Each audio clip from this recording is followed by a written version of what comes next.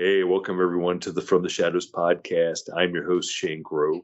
And before we get into tonight's episode, just want to remind everybody that if you want to get in contact with us and share a story or an experience, or just say, hey, you can find us at From the Shadows on Facebook, or After the Shadows, our forum page on Facebook. You can find me at Shane Grove Author on Instagram, or the From the Shadows podcast on Instagram, or just do it the old-fashioned way. Go to FromTheShadowsPodcast.com, hit the contact button, send me an email. I will read it. I'll get back to you, especially if you've got a really good experience or encounter you want to share, because we'd love to have you on. And if you're looking for some extra content, don't forget to go to Patreon and check out our Patreon page at From the Shadows Podcast. So before we get into tonight's episode, I want to thank our friends over at the Ohio Mysteries podcast, because they kind of put out an email asking all of their listeners if they had any cool paranormal experiences. And I'm going to tell you, I am glad they did, because I'm going to bring on Justin first. And Justin's got a crazy story that leads into another crazy story. And I kind of feel blessed that Paul and Steve and those guys put that post up and got me in touch with you, Justin. Welcome to the program. Hey, thanks for having me, Shane. And Cam, we'll say hi to you. Say, hey, Cam. Hi, guys. And we'll get to your story. We'll get to your story later, as soon as we get through the first one with Justin. But I mean, Justin, let's just go into it. I don't even know how to set this up, other than this sounds crazy. So please share the story with our audience that you shared with me. So, it is a crazy story. And what makes it even crazier is it is multiple levels. So, to kind of to step back in time a little bit and set the scene. It was 2020, right before COVID hit, and decided I wanted to look into some property and for a place that we can get away. The family and wife, and figured it was time to invest in some property. So we looked all over the place, and we ended up finding a beautiful parcel up in Northeast Ohio in the Conneaut area. And we were pretty excited when we found this area. It was all woods, they considered it raw land, so we could go in there and do whatever we wanted to. 100% woods too, by the way. Like, we can go in there, and our whole plan was to go in there and cut down trees and make a cabin. And, this had like a little small pond on it, which was a swamp that was kind of overgrown. And so, fast forward, we signed on this piece of property, and day one, I show up in my truck and get out of the truck, and I'm kind of walking around the property, and the Amish neighbors where we were at, they're just down the road from us. They came down and introduced themselves. And while he was there, this gentleman told me that the history of the area of the property we bought. Now, mind you, we bought about 20 acres out of a 200-acre parcel that was split up into multiple parcels for sale, because the whole 200 acres used to be owned by a gentleman and his wife a long time ago. And he said the area that we bought, he asked me first off if I found the well, and I had no idea that there would be a well on the property. And then he asked me about this hole that was kind of next to the pond. And he began to tell me that was when he was a child, his grandmother, because they lived in the same area, in the same house for multiple generations, that his grandmother used to tell him about stories of some of the initial settlers that came over. Didn't say who they were, most likely like Pennsylvania Dutch or some coming over. And that the hole that was still there in the ground was part of the original cellar from the settlement in that area, that they would store their canned goods and keep meats down there and whatever they use the cellars for. And so he began to tell me that, and it started to bring to light some of the history of the property that we just bought. And that was day one. So, it got me thinking I'm going to start walking around the property and looking for things. And nothing out of the ordinary kind of came from that. And fast forward probably about a month. I saved up some funds, and it was time to put a driveway because this property had no access. There was no driveway. And as a matter of fact, it was like probably a 6-foot high drop off onto the road to get onto this property. So I bought some excavating equipment and decided it was time to put a driveway in so we can pull in. And that's kind of where things started to get a little weird. I was comfortable with the property. I've walked it multiple times and finding property markers and just kind of getting used to the wildlife and the trees and the type of trees we had on the property and everything. So I started building the driveway, and I cut out the bank, and I started finding things like an old house had been there at one point or something. Nothing really set in stone, but you could tell there was some type of somebody was living there. There was some type of structure at one point. And get the driveway done and decide that I need to, while I have the excavating equipment, I needed to go further back into the woods and cut in some like drainage tile so I can dry out some of the property because it is Northeast Ohio and it's flat. So this was about a week ordeal to run the excavator into the woods and build these ditches. And while I was at it, I was kind of taking the dirt and building roads and stuff. And about midway through the week, I started to feel like someone was there. Like somebody was standing next to me. And mind you, I'm by myself up here in the woods working. And so I, kind of like look around and not see anybody, nothing that abnormal. It was a new area to me still. And at one point, I was on the excavator and I'm digging, and something catches my eye off to the off to my side, probably, I don't know, 20, 30 yards off to my left. And I remember like glancing over to kind of see what it was, and then turn back, do one of those double takes that you kind of do. And I look back, and there's something standing in the woods, like a figure. So instantly, I turn around, I turn off the machine, I throttle it down, I turn it off, and I turn around because I clearly seen something in there that looked like a man standing there. Figured it was the Amish guy coming back or something. And I turn around and there's nothing there. Like it just, nobody was there. I looked around for a minute, kind of confused, like, man, I know I saw something. And so I hop back on the excavator and continue to do it again, start working. And I get a little further down and it was bugging me. I was like, man, I know somebody was there. So I shut the machine down and I get off the machine and I walk over to kind of the general area, and there is a creek where I saw this person running down the side of the property. And I walked over there and didn't see anything, just kind of exploring, taking a little break, kind of second guessing myself what I saw. And I ended up finding, while I was over there, kind of kicking around dirt, I ended up finding a metal, like a piece of iron sticking out of the ground. And I ended up pulling it up, and it ended up being a piece of like a carriage or something, a horse cart or something.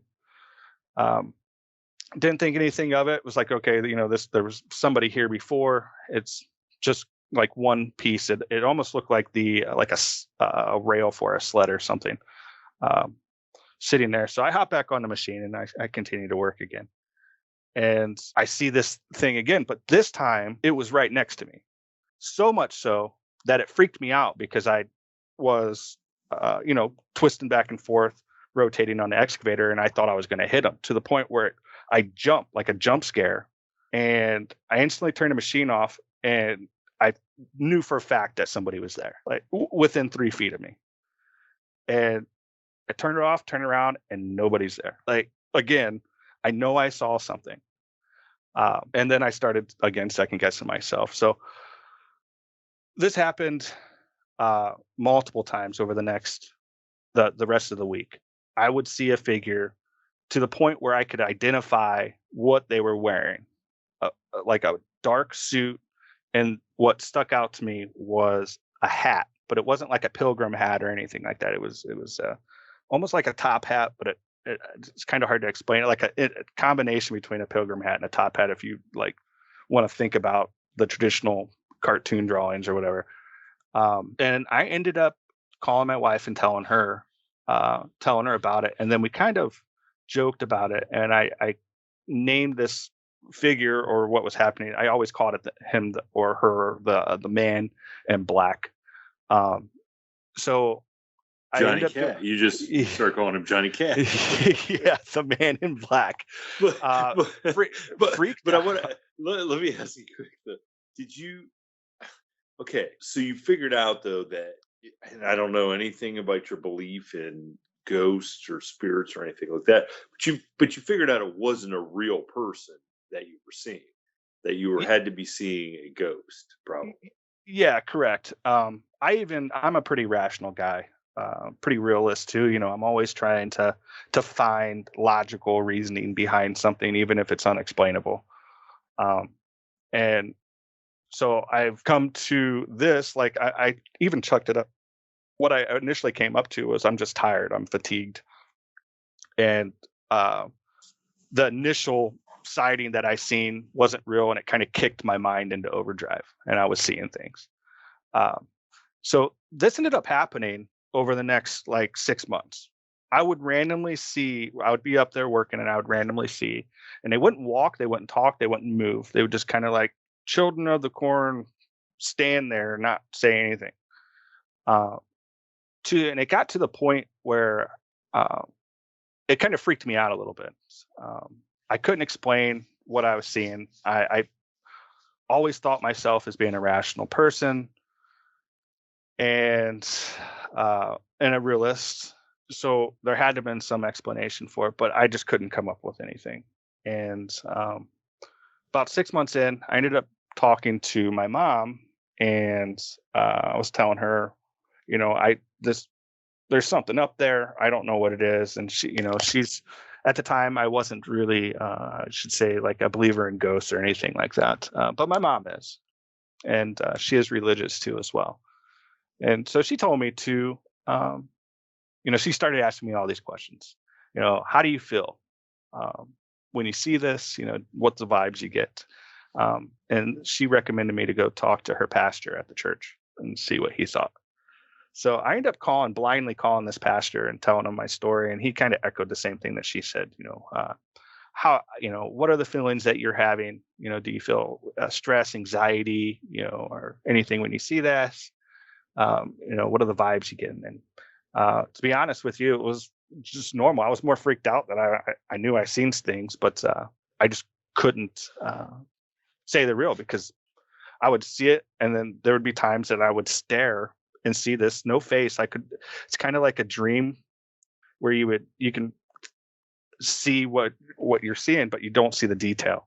And I would clearly see a man in black with his hat every time, just standing periodically around this area. And so, I went there, and the advice from the pastor was, go there and have a conversation. And I'm kind of like chucked it off, he's like, no, man, seriously, go there, have a conversation, and tell this being or whatever you're seeing that you're not there to like wreak havoc. You're not there to destroy things. You're there to take over and kind of progress. And that's what I did. I mean, it kind of felt a little odd at first, but I did. And things kind of died down from there. I didn't see it very often after that. Never had didn't really think about it again. So fast forward again, probably a month or so, and I decide I want to go over there and dig up some of this metal stuff that I found, kind of clean up the area. And I ended up going over there and ended up finding like horse carriage frames, like almost like horse and buggy type stuff, just buried. And I'm talking a lot of it. Ended up using an excavator and digging out a decent sized hole, pulling all this stuff out. And then didn't think anything of it. It was like, oh, that's kind of cool. The histories that's here and someone settled here. Well, then it came time to dig out the pond. The pond was kind of overgrown on the property. Actually, it was overgrown. It was a swamp. And I figured this pond would be not very deep, but it would clean it up and make the property nice and have like a little swimming hole or a fishing hole for the family and friends. So that was the next phase of this. Well, day and a half. I actually recorded this too. I have on YouTube this whole thing. When I started draining the pond, the second day I started draining, I started noticing something in the pond. Some type of figure in the pond. Something was in the pond. After a couple hours, I started to realize it started to make sense. It was a car, an old car, in the bottom of my pond, in the middle of the woods, where there's hasn't been from my understanding, or even the county's understanding, a driveway or any way to get back to this area. So I ended up finding a Monte Carlo in the pond. So what could you tell? What year was it? It was well, at first I thought it was about a 78. I'm pretty familiar with cars. So we drained it. It was a royal purple. Ended up being a royal purple 1981 Monte Carlo Landau. So if you know anything about the Monte Carlos, like the Landau was like the big thing, right? The leather, right. Yeah, like the leather top and stuff. Yeah, it had the white leather top, red leather interior, like a red dash, and which was kind of crazy. So I ended up calling the authorities, and they come out and they start looking at this. There's nobody in it. We didn't find anything in it, but we did find a license plate on it. But so that was like the second craziest thing. But oddly, weirdly, after that, I didn't see this figure that I've seen at all. Once I found the car, so kind of fast forward another month or so, dawned on me like I'm not seeing this guy around anymore. We ended up. It's kind of still an unsolved mystery too about the car. It's still sitting there. I just had to contact the local sheriffs to see if they can help me identify it some further. But so we did. We found a car in the pond. We found the old root cellar on the property. We ended up finding old horse and carriage, like rot. That's all underground. It's all rusted and so then we get into the property's nice. I've come to terms with this man in black that I called it. And then we fast forward about a year. And then that is I started opening it up to hunting. And that's how I know Camden, or Cam that you called him. And then things that happened with him when we were out hunting, kind of with like dots were connecting. And it was just too out of the norm of it was too there's just no way that these things could connect. There's no way that I bring a young gentleman out to hunt with me and he has something happen to him that directly, in my eyes, connects with what was happening with me earlier. And he never knew any of this story. I've never told him about any of this stuff. And a matter of fact, this was the first time that me and Camden have even been together in person.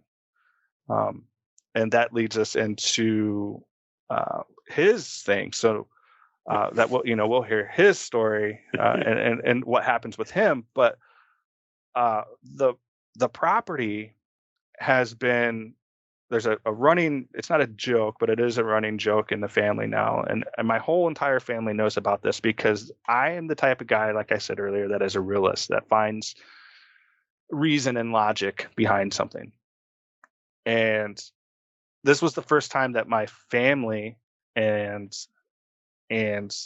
my wife have seen me so dead set serious about ghost or seeing something that I can't explain, and being so adamant about the detail that I've seen it. And um, so yeah, it's crazy. I think I'm fairly confident and come to terms that I don't want to say the property is haunted or anything like that, but I definitely will say that there's other things that happen on this piece of property that my family purchased that we simply just can't explain at all. From obvious noises that we can't explain, to the figure, leading into some of the people that visit the property also see and can collaborate things, and have no clue about my experience. So other people in the family have seen this dark figure? No. So what they'll do is, so when they come to the property, no one has seen the man in black. However, there's been family members have said that they've felt like anxious of something's in the woods watching them, or noises that they can't explain. Uh, they just get that spooky, crazy feeling, because when you go to the property, about me. I was a military guy. I'm super serious when it comes to being a realist about everything, and I don't venture off those tracks. And this made me do a 180, actually a 90, and completely leave the rails, uh, and made me adamantly uh, tell this story, even if it was unbelievable to some of the people that are just not used to hearing me talk like that. Well, so do you think that figure was trying to get your attention as to far? I mean, because you don't know what the real story is about this car yet. Yeah, and I don't know what the story is. You're right. I have come to the conclusion here. Was my thought process after talking with the pastor and a couple people that are in this realm of things, or like following it. That putting some of the puzzle pieces together, or some of the pieces of information that I've learned since we've had the property. This was one of the original settlements in the area. If it was one of the original settlements, this is right next to PA, which is widely known for Amish.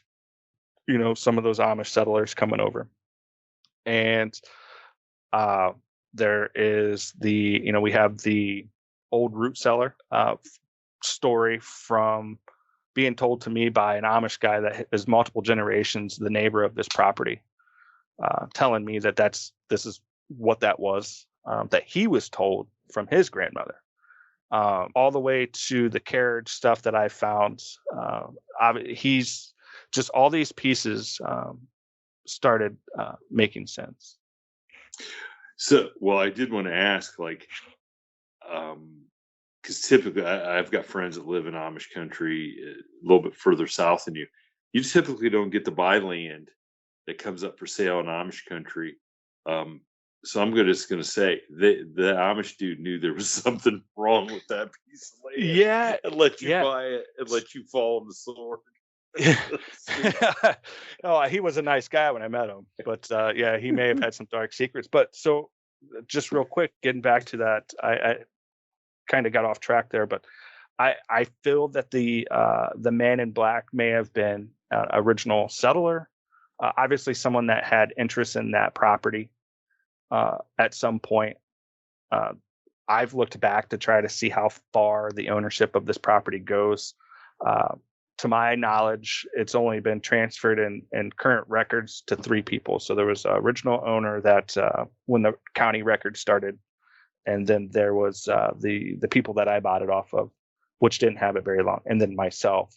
So everything before that, it was kind of either blended in with records that I can't find anymore. So me personally, I think that what this man in black was uh, be it a spirit or something, um, that had interest in the property. One of the original settlers, and they were overseeing, wondering what the heck was going on, maybe making their presence known, to kind of keep me in check. The fact that I didn't feel anxious, or I didn't feel scared, or I didn't feel like someone was angry at me, or I just felt like I was being watched. I've kind of come to the conclusion that this entity or man in black that I've seen was simply there to wonder what the heck I'm doing. I've never ventured course. I never went in there. Part of the conversation, it was more of a one-way conversation that I had with the man in black, openly. It wasn't like in my head. I actually out loud talked. Was that I'm here to, take this property and progress and be a good steward of the land. And these are my plans, and I plan on having this in my family for generations. And so I think it was just, at the end of the day, it was, I feel it was an entity that had interest in the property. One of the original settlers is what I've kind of come to the conclusion. Just watching, wondering what's going on, kind of making sure I'm not tearing it up. I didn't venture to go in there and tear things up because it truly was very it was a spooky event. It was seeing things. Well, anytime something's standing 3 feet from you while you're on a piece of equipment, yeah, and it disappears. Yeah. That's pretty. I got to hand to you. You got nerves. You got nerves of steel. Oh yeah, because that would I think that would scare most people right off the property. Yeah, it would have, and it did. I didn't go to the property for a couple of weeks because I was trying to wrap my head around it before I went back up. Shane, it was like somebody was standing next to you physically, and you can see them out of your peripheral vision, and you can clearly see the outline of somebody. They're there. They're looking at you, and all you have to do is just turn and dedicate yourself to looking at them, to make that contact. That is how serious one of the last encounters I had. It was almost like, hey, you're not listening to me. I know you see me, but you're not listening to me. I'm going to get closer to you. And hair standing up when I turned around and I didn't see anything. I shut the machine off. I honestly thought it was the neighbor coming down to talk to me again. And I was worried I was going to spin the machine and hit them. It was that clear to me. And then to look down and turn the machine off and put the bucket on the ground and then turn around and not see nobody. The hair stands up on your neck, on your arms. You get those chills I hope I'm not going crazy, but I know I seen what I saw. Wow. Well, I am definitely curious to see what you find out about that car.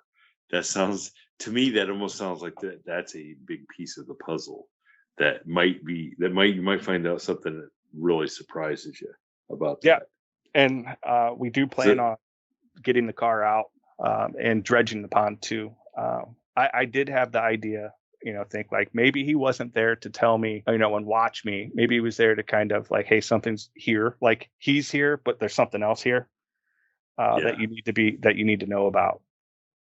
Or how about get this other guy that's in the pond, get his spirit out of here so I can rest in peace or something. I don't know. I gave up trying to understand it and just accepted it for what it was. But we do plan on getting the car out this summer, and we do plan on dredging the pond and sifting through the muck in the pond, because the car itself is rusted out on the bottom. So whatever was inside the car, say in the trunk or on the floorboards or whatnot, has seeped into it went through the bottom of the car and is now in the bottom of the muck in the pond. So we're still in the process of sifting through that. So now this is the same piece of land then that Cam's experience took place on then, right? Correct. Yep. Correct. So 6 months later. So Cam, and now is this basically the first time you're hearing about this man in black on the property? It was not. It was not the first time. Okay, because I thought. Okay, go ahead. He explained that there was a few creepy things before we even got to the property. And I was wondering if I was going to experience it or not.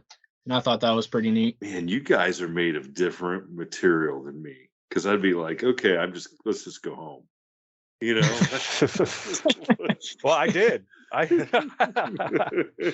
did, but you have so much invested in the property. I had to go back. So okay, so however you guys want to get into this, the next part of the story, feel free. You guys go into it and let's hear so it.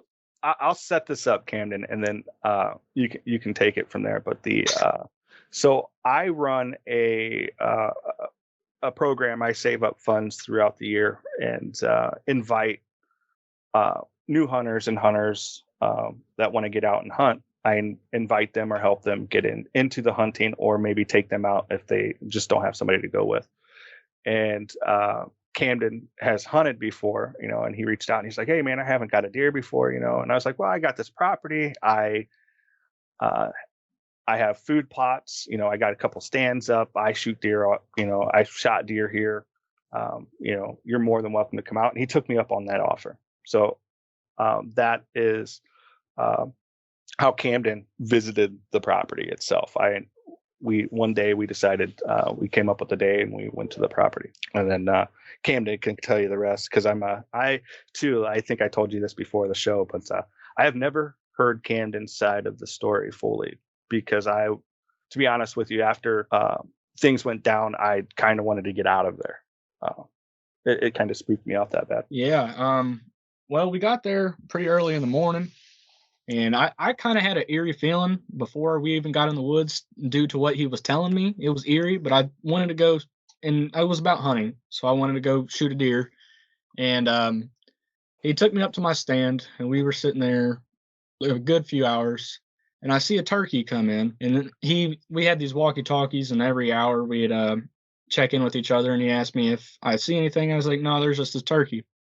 And then after just about 30 minutes after I saw the turkey, something caught my eye in the tree lines, and it was almost like someone was standing right behind a tree peeping at me almost. And that really creeped me out. I took a video of it, and I had a few pictures of it as well. And it really freaked me out. I put my scope on it, and it just disappeared, and it really wasn't there. And it really confused me. And so we sat there for a few hours. We didn't see any deer, surprisingly. And we start heading out of the woods, and Justin tells me to unload my bow, and I unloaded my bow. And so we start walking out of the woods, and it's around darker time. And we start walking out of the woods, and probably about 50 yards off of my tree stand that I was sitting in, something huge flew over us, and it sounded like it had wings, so that's why I think it flew over us. And we all got spooked. It was pretty scary and pretty creepy. And he told me to knock an arrow again. And I was like, yeah, that's probably a good idea. And I can't explain what it was. It was huge. It was large, that's for sure. I didn't see it physically, but we definitely heard it. And we definitely booked it out of the woods to the cabin.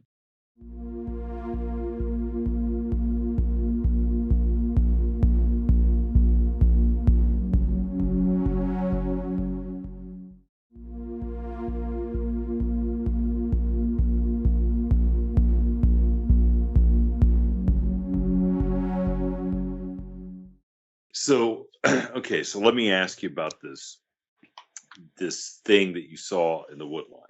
Okay, so did you hear anything, or did you just happen to see something out there that caught your attention? Because obviously you're pretty alert anyway, because you're looking for deer and turkey and whatever else is out there. I didn't hear a thing. It just caught my eye. Yeah. So how long did you sit there and watch it before you thought, man, I got to take a video of this, or I got to take some pictures? I mean, and what was going through your head? Like what did you possibly think it could be out there? Well, it took probably me 15 seconds, because I've never seen anything like it. And like he was mentioning the man in black, I thought it was possibly that. And I honestly thought it was Bigfoot. I can't lie. I honestly that's what that was, and it was just staring at me up in the tree, knowing that I was there and that we was gonna have a face-to-face match here or a staring match. And I was ready to shoot it. If it stepped out and it came running towards me, I was ready to shoot it and put an arrow through it. Oh wow. I gotta be honest with you. If Bigfoot is running at you, I'm not. I think I climb higher in the tree. I'm not sure an arrow is going to do anything. So, No. so how big did this thing appear? Oh, 6 or 7 feet, maybe tall. And did it ever walk out into the open, or it just kind of stayed right there in the tree line? It kind of just stayed there in the tree line. It was very weird. And did it end up like? So you said you put your scope on it. Did you Right. ever see it through the scope, or No, as soon as when I put the scope up on it, that's after I took the video. It wasn't there, and it that's what really confused me. So it was almost like it knew you were putting the scope up on it and thinking Right. that maybe you were pointing the rifle, or Right. not the rifle, but the crossbow at Right. it to try to shoot. Okay, all right. So what did you think? I mean, did you look at the video and the pictures afterwards? Were you able to discern anything from there from that? Yeah, after we got out of the woods, me and Justin went to the cabin, and I showed him everything, and he said he agreed with me that it was definitely something. We couldn't we couldn't picture what it was, but it was definitely something standing in that tree or next to the tree. Now, did you guys go back like the next day and try to like find the spot where that thing was standing? We didn't, but we did put up some trail cams. We went back into the woods that night, and we put up some trail cams, and I don't think we seen anything when we came back into the woods. What is wrong with you guys? You went back into the woods at night after you've already been scared. Yeah. I don't know. Did we go all the way back though? I don't recall us going all the way back to set up trail cameras, because I remember being pretty spooked that whatever flew over us was not something that I've experienced in the woods. And I've been hunting for not hatefully long, but 15 years worth of hunting at that point. And whatever it was, I did not want to go back to that specific area. Yeah, I was definitely not at nighttime. So Cam, I mean, what? So you're hearing the Man in Black stories as you get there, and then you see this, and so that's your first inclination is, oh my God, I'm seeing this thing that Justin saw. Right. But then, so how long did you end up seeing this thing? It was roughly probably about 2 minutes, probably. About 2 minutes. Okay. Yeah, it was a very short time. It was a very short time. Okay. So, but then the longer you watched it, the less you thought it was a ghost or a spirit, and more of a real thing standing out there. Right. Yep. So Justin, you kind of described a little, when you were telling me about you guys walking back. So kind of tell me what was going through your mind when something flew away, because you, like you said, you've been in the woods for quite a while. I mean, long enough to know that it wasn't a turkey or just a regular bird. Mm-hmm. Yeah. So just going a little back before that, setting it up, when I was walking up to him, he was kind of pointing over to that area, and when he told me, when he was climbing down the tree stand, he got to the bottom, he told me what he had saw over there. And, so I kind of, not that I didn't believe him, but, it's the woods, and you see things sometimes that don't make quite sense. And then you get a different angle on it, and it may have just been like a tree or something, or a base of a tree, just so you get a different perspective on it. So, the goal, my goal at the time was to make sure that he unloaded his weapon, and we're still in that hunting mode, making sure we're being safe. And so he had told me what had happened, and like you said, we weren't very far from the tree stand when all of a sudden, this thing was huge. Like we just hear the it almost it whatever it was didn't launch out of the tree next to us because it didn't ruffle. Usually when turkey jump from a tree or when something's in a tree like an owl or a hawk, they kind of load up their feet and they push off, so you kind of hear the leaves rustling around before they jump. So you'll hear it, and then you hear their wings flapping and whatnot. When this thing, whatever it was, flew over us, I legitly I've never heard it before. Whatever it was bigger than a turkey. And turkey, even when they're flying down, you can hear the wind and their wings and stuff when they fly. They're just not aerodynamic at all. They're not stealth at all. Yeah, no. So this was something that I've never heard before, but whatever it was big enough to come past us, and you hear it. It was almost like you could hear it above you as it was going over us. But the thing was, it didn't land. Like, it didn't land next to us. It just, you heard it come through the trees, or through the trees, and a whole bunch of rustling, and then it was just gone again. Like, that quick as it came, it was gone. And I had not the slightest clue what this thing was, because it wasn't it. I'll be honest with you, I thought it was like a human jumping, like something big falling out of a tree, because you would hear them kind of load up to jump, and I didn't know what it was. So the first thing that I did, and it wasn't 30 seconds before that, I told Cam to unload, to take his arrow out of his bow, or take the bolt out of his crossbow. And I froze for a second just to kind of hear if this thing crashed or what was going on, because we just had no clue what was going on. And I looked at him, and luckily it was dark and he probably couldn't see the look on my face, but what I said next probably made him go, okay, that was spooky. I looked at him and I just said, put your bolt back in.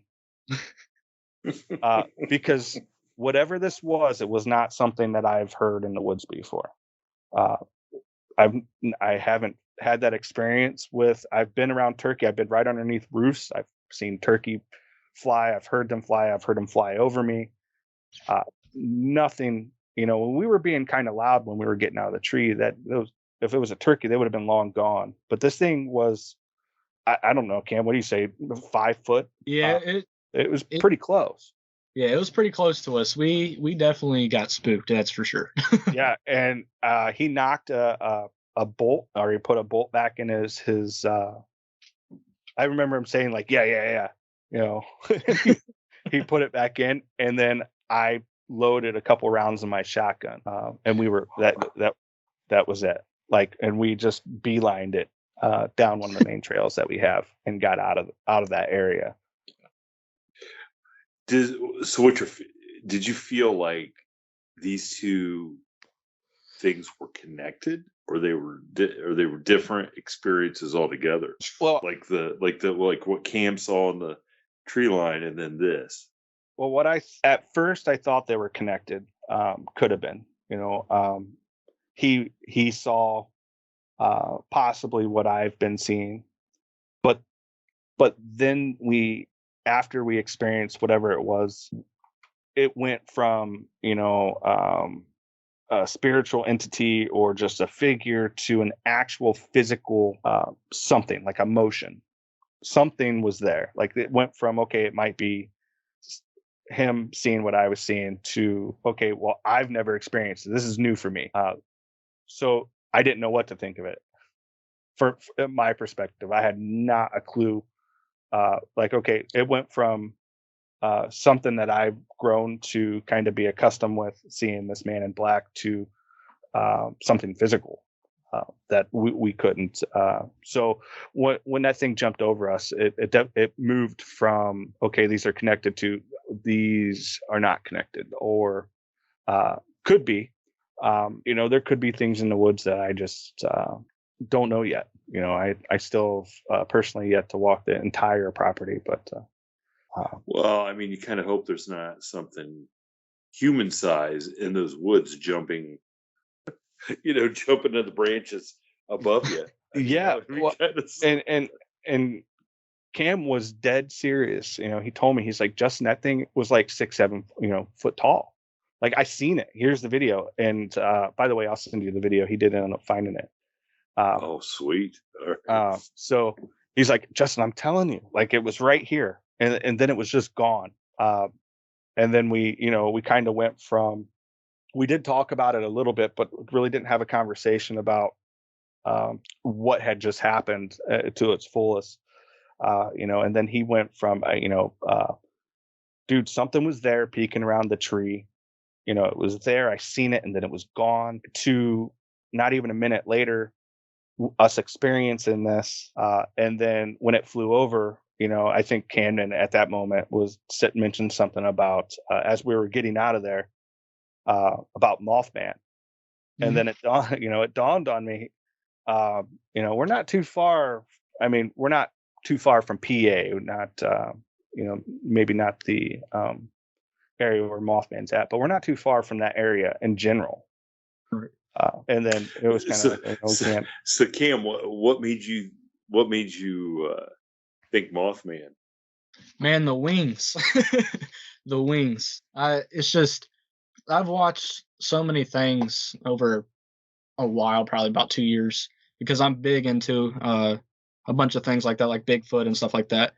And I've never in my life have heard something that big fall out of a tree and just fly off and then not hear anything landing or anything. Interesting. That's interesting. I mean, look, I'm biased, so yes, I'm glad that the young people of today, their first thought is Mothman. So I appreciate that. But does the thought of that scare you? Like, does it frighten you? Does it excite you that you may have, first of all, you saw something, so it was either a ghost, a Bigfoot, or who knows what, and whatever's flying over. I mean, is this sort of thing like making you want to go out in the woods and discover some more stuff and find some answers, or did it frighten you? Honestly, at first it really scared me. I did not go back into the woods probably for a few months. And then now that I look back on it and everything, I want to go out and I want to experience this thing again and figure out what it is and then get the crackdown on it so I can possibly tell other people or have proof of it somehow.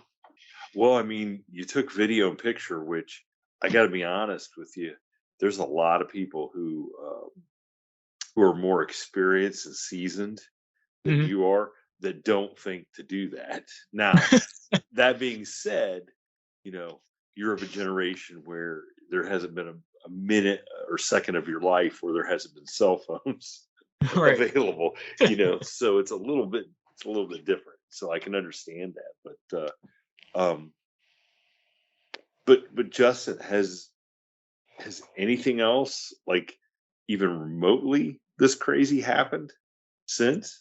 No, as far as the whatever it was that flew over us, what we experienced that day, it hasn't been that dramatic.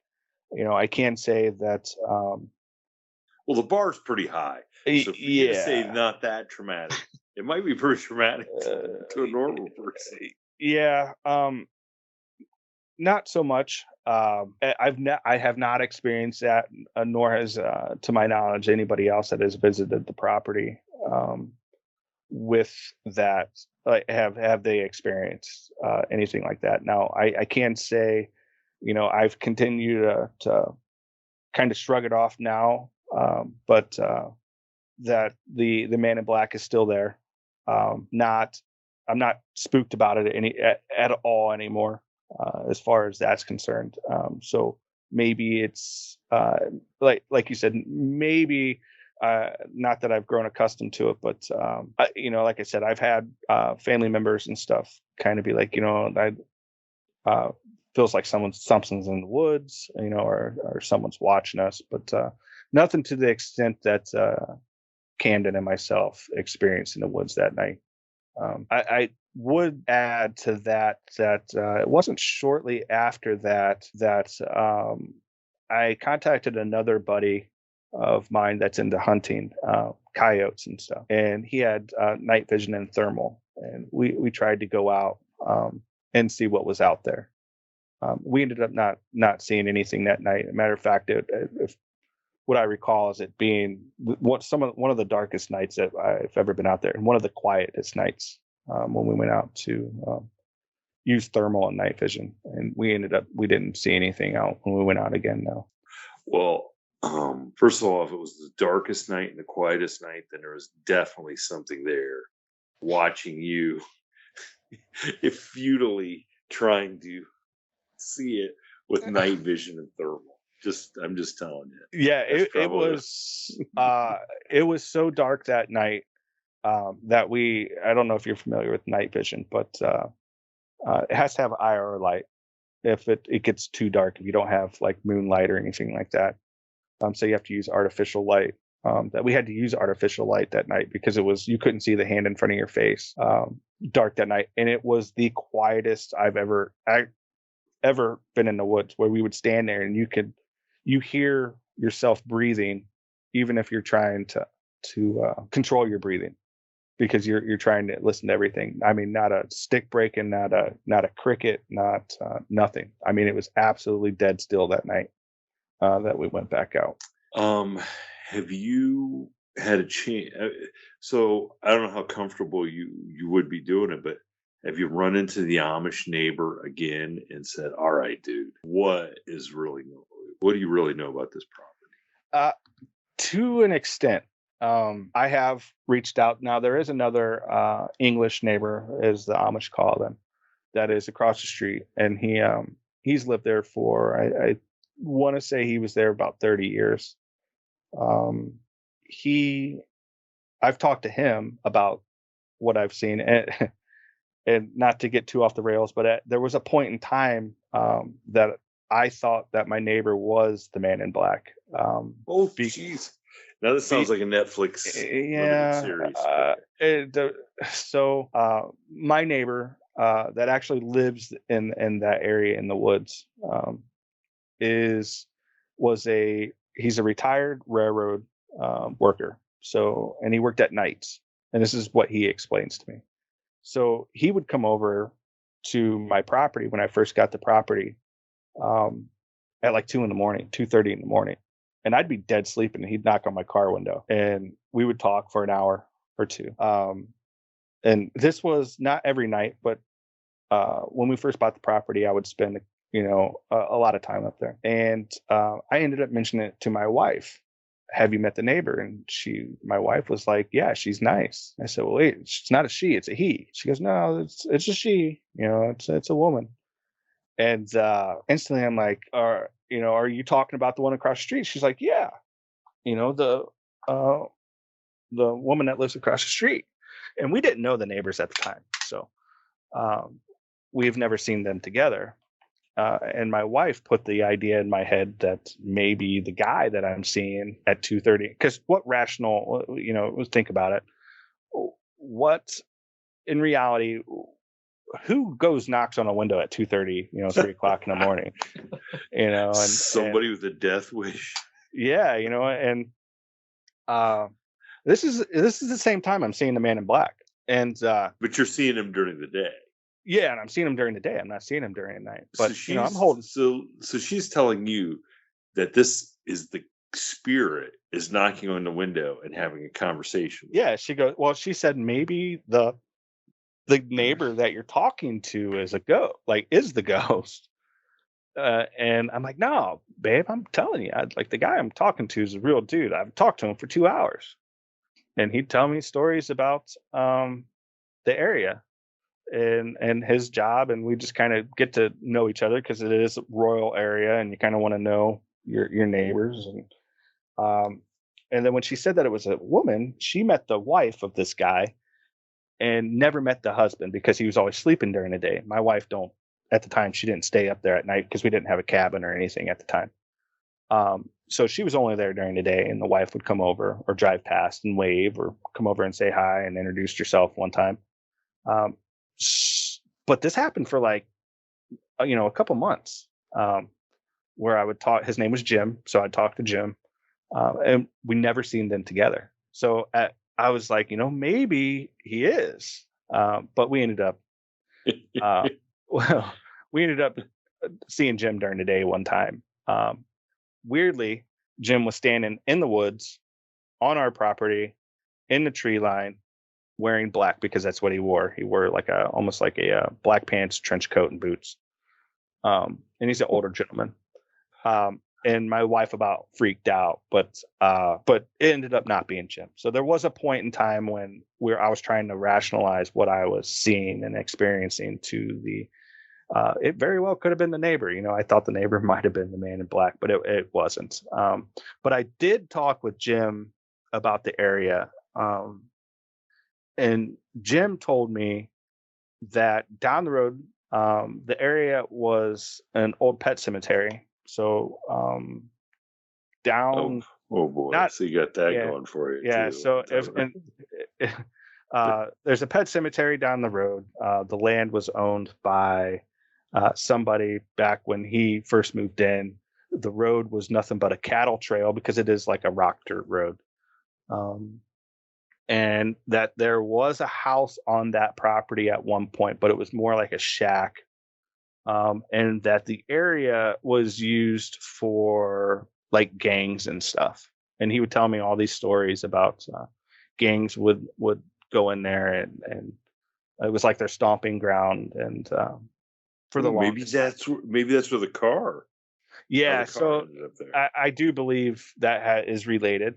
We can't really for sure connect the dots, but I do believe that's related in that instance with the gangs and stuff. So he's told me not so much of the crazy history, but he's told me about the area enough that, like you mentioned, the car in the pond is quite possibly related to that. But there was no driveway, so he's kind of stumped on how it got in there too as well.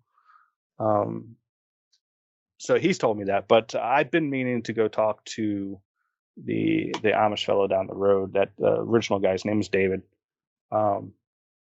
and talk to him about the area too as well. Because I was very intrigued about the root cellar that he told me about, and he also told me that there is a old stone well that's been capped off. So if you can imagine.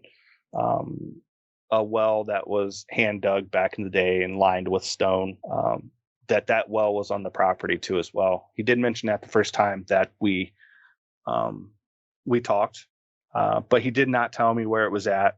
He only asked me if I found it because I was doing some excavation work. So that's really the only knowledge I got from him. But he knows some more. Yeah, I think so. And so I need to go down there and talk to him.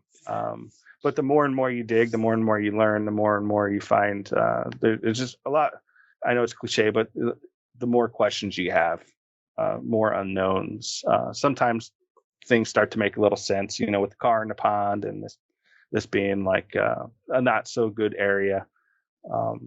It's funny is I even when I was talking to the Ashtabula sheriffs today, I was talking to a deputy. He knew exactly where I was referring to when I said I had a car in the pond. And he said that when he was a child, they used to drive down that road if it was passable, like in the fall and winter months, in their cars, and that how spooky it was down there.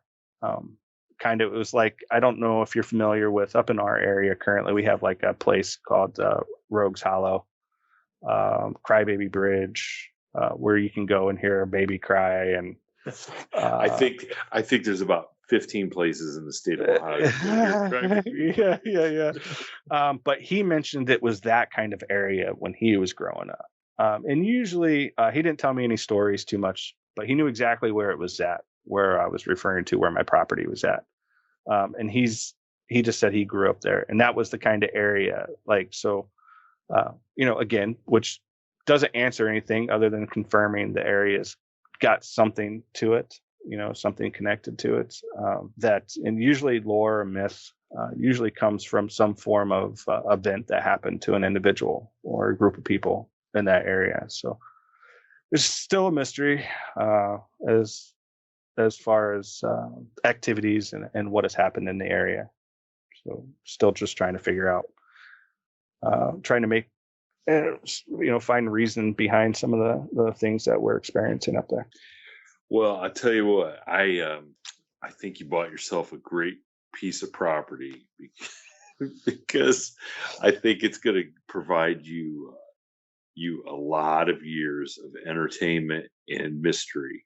It sounds like everything we do up there, it's always something, we find something new, or something we didn't know about.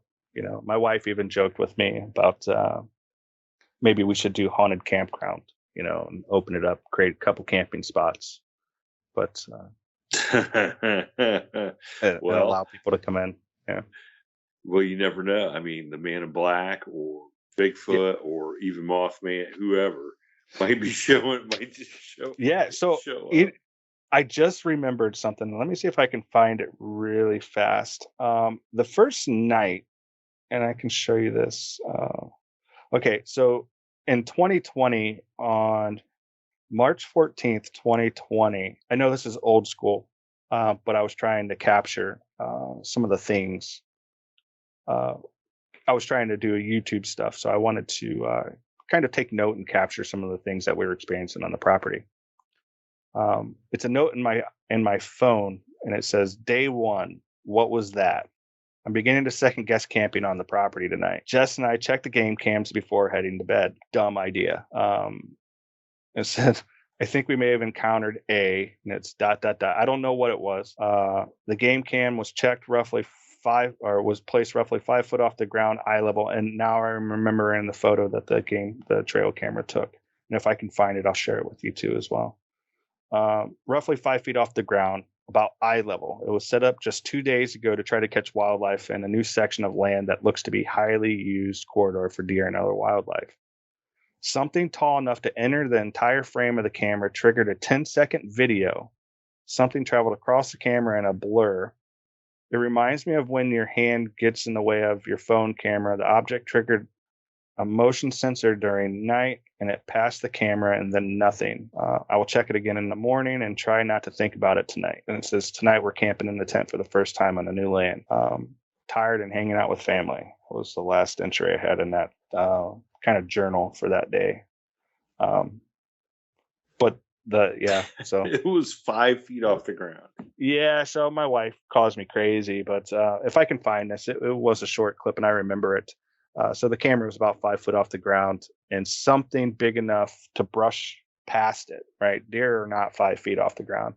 A lot of times you have like raccoons and stuff on the trail cameras, but this was, so if the camera was 5 foot, you got to think 5 foot to the shoulder level at minimum, which would mean something would be about 7, 8 foot tall if it walked past it and completely covered the video. And I'll have to find the video for you to explain it, but it's it brushed past the camera, completely blocking it, and then walked past and out of frame of the camera. So whatever it was, had to and it was close too. It was something against the camera, so it had to have been, say, a minimum 6-7 foot tall, at a minimum 6-7. And that was the first night that we stayed on the property. That was one of the journal entries I had on the property. So it started like day 1 of just weird stuff that we couldn't explain. Cam, I'm just gonna tell you, you might want to start picking your friends a little bit better. Oh, I know. Holy smokes. Well, hey, I appreciate you two gentlemen coming on and sharing your stories, sharing your experience. And I got no explanation for any of it. Not that I would have claimed ahead of time to have any explanation, but I'm glad that you guys lived to tell these stories, and hopefully there's more. There's more to it. Hopefully that you Justin find out some more stuff. Oh yeah. Well, we plan on it, so maybe there will be an update, new findings. I'm sure there will be. And Cam, keep that camera ready, because you seem to be the only one. You seem to be the only one ready to take a picture of anything. So, but no, I appreciate it, guys, and stay safe out there. And if anything else crazy, crazy happens, I wanna know about it. Oh yeah, for sure. Yeah. All right, guys. Well, thanks, and we'll talk to you later on. All right. Thank you. Awesome. Yeah, thanks for having us. Thank you for tuning in to this week's episode of the From the Shadows podcast. Until next time, never shy away from the darkness or what may be lurking in the shadows. We are out.